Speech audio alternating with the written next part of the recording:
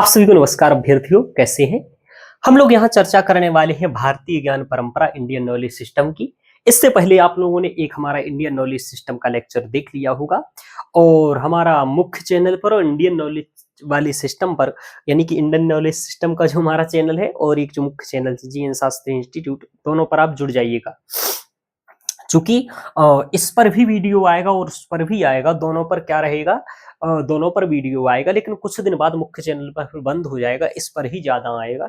चूंकि मुख्य चैनल पर अभी इसलिए दे रहे हैं चूंकि मुख्य चैनल के में कई विद्यार्थी इंडियन नॉलेज सिस्टम के हैं जो आपके इंडियन नॉलेज सिस्टम पर भी बने रहे, दोनों पर भी बने रहे। आपको दोनों पर रहना है। चूंकि एक चैनल में कोई समस्या आती है तो दूसरा चैनल अपना आरंभ रहेगा और आपका कार्य आप तक सूचना पहुंच जाएगी। ठीक है, चलिए आगे चलते हैं हम लोग। आज हम लोग बात क्या करने वाले हैं, तो वहां पर आपको कल काल लेक्चर्स में ये समझ गए होंगे कि भारतीय ज्ञान परंपरा क्या है, इंडियन नॉलेज सिस्टम क्या है, क्यों इंडियन नॉलेज सिस्टम को बढ़ाया जा रहा है। दो बात की थी मैंने वहां। इंडियन नॉलेज सिस्टम क्या है, 13 मिनट का वीडियो था, देख लीजिएगा। और उसका उद्देश्य क्या है, क्यों उसे बढ़ावा दिया जा रहा है, ये बात हो गया।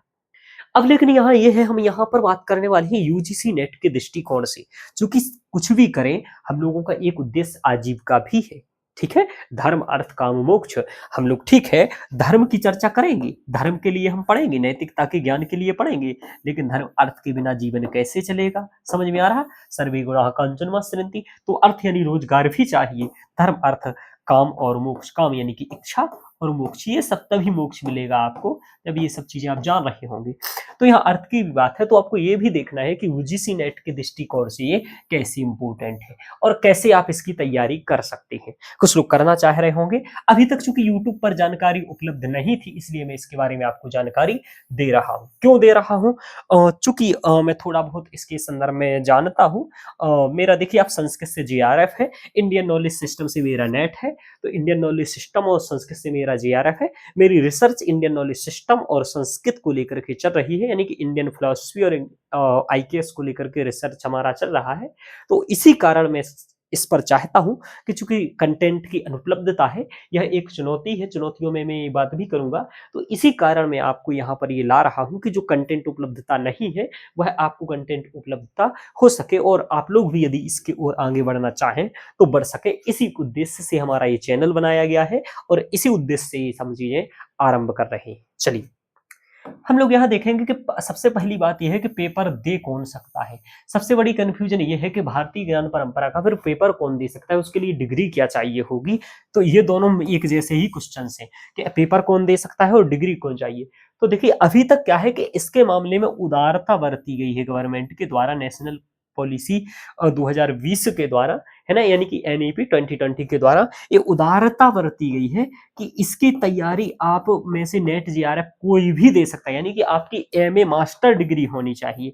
ये मास्टर डिग्री किसी भी सब्जेक्ट से आपकी हो सकती है, पॉलिटी, हिस्ट्री, संस्कृत, जियोग्राफी, यानी कि कोई भी सब्जेक्ट आपका, लॉ वगैरह हो सकता है और आप आईकेएस दे सकते हैं, निकाल सकते हैं और आपका आईकेएस का वो प्रमाण पत्र प्रमाणित रहेगा। ठीक है, ये सब बात है, यानी कि आप दे सकते हैं। अब इसमें दूसरी सबसे बड़ी बात है, तो ये आपको सबसे क्लियर हो गया डाउट कि आप दे सकते हैं ऐसी उदारता। हालांकि भविष्य में ये हो जाएगा कि एमए भी होने लगा है आईकेएस से, ये बात ध्यान रखिएगा, आईकेएस से एमए भी होने लगा है। तो भविष्य में ये हो जाएगा कि आईकेएस से जो एमए किया रहेगा वही हो सकता है ये दे पाएगा। अभी चूंकि नया स्टार्ट हुआ है इसलिए ये उदारता बरती गई है। तो भविष्य में एमए भी होगा तो एमए वालों को ही केवल अलाउ करेंगे, ऐसा भी हो सकता है। ठीक है, आगे देखते हैं भविष्य में लाभ क्या है और चुनौतियां क्या है। लाभ इसका भविष्य में ये है कि चूंकि हमारी जो समग्र राजनैतिक व्यवस्था, आर्थिक व्यवस्था, सैन्य व्यवस्था, चिकित्सा व्यवस्था, स्थापत्य व्यवस्था आदि जो भी व्यवस्थाएं हैं वह पाश्चात्य प्रणाली को लेकर के ही मूलतः बनाई गई हैं, जबकि वैसी व्यवस्थाएं प्राचीन काल में हमारे यहाँ भी रही हैं और एक बेहतर समुन्नत युग भी रहा है, बेहतर जीडीपी का काल भी रहा है। हम लोग विकास की दृष्टि से भी मजबूत रहे हैं। तो जब हम विकास के दृष्टि से मजबूत पहले रहे हैं और हमारे पास अच्छे विकल्प हैं, अच्छी प्रणालियां हैं, तो फिर हम क्यों पाश्चात्य प्रणालियों में लगे हुए हैं।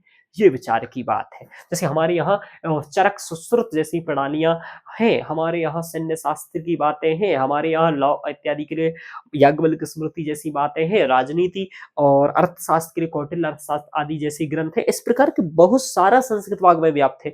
तो फिर हम क्यों पाश्चात्य ज्ञान परंपरा में लगे हैं? इसलिए आया कि भाई हम भारतीय ज्ञान परंपरा पर विचार करेंगे, अपने इंडियन नॉलेज सिस्टम पर विचार करेंगे, जो हमारे पास भारतीय ज्ञान परंपरा विकसित उपलब्ध है, भारतीय वाग्मय जो उपलब्ध है उस पर बात करेंगे, और उसका उपयोग हम अपने राजनीतिक दृष्टि से, आर्थिक दृष्टि से, सामाजिक दृष्टि से, सैन्यगत दृष्टि से, चिकित्सा की दृष्टि से, टेक्नोलॉजी की दृष्टि से करेंगे, और हम विकास को, अपने भारत को 2047 तक विकसित राष्ट्र के संकल्प को पूर्ण करने में भारतीय ज्ञान परंपरा के माध्यम से आगे बढ़ाने का प्रयास करेंगे। इसी उद्देश्य से इसका आरंभ किया गया है। इसलिए इसी उद्देश्य से इसकी भविष्य में वैकेंसी आएगी, और वैकेंसी आएगी तो आपको रोजगार के दृष्टि से भी लाभ होगा, और रोजगार के दृष्टि से के साथ ही साथ आपको ज्ञान के भी दृष्टि से लाभ होगा कि आप भारतीय ज्ञान परंपरा को जान सकेंगे।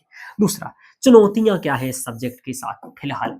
अभी चुनौतियां ये आ रही है सबसे बड़ी, कि इसमें कंटेंट उपलब्ध नहीं है। जो आप इसका सिलेबस देखेंगे आगे लेक्चर में, जो अगला लेक्चर्स होगा उसमें हम सिलेबस की बात करेंगे, तो सबसे बड़ी बात है कि जो इसका सिलेबस निर्धारित किया गया है, ठीक है, अब इस सिलेबस के बारे में कंटेंट ही आपको उपलब्ध नहीं हो पा रहा है, क्योंकि इस प्रकार का विविध और व्यापक विषय लगे हुए हैं, भिन्न भिन्न विषय लगे हुए हैं।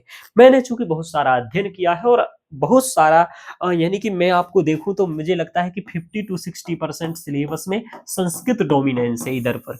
यूजीसी नेट का जो आपका सिलेबस है, आईकेएस का, और जो भी सिलेबस रहेगा, चूंकि प्राचीन भारत में संस्कृत भाग में ही एक व्यापक ग्रंथ रहे हैं, या व्यापक ज्ञान के स्रोत रहे हैं।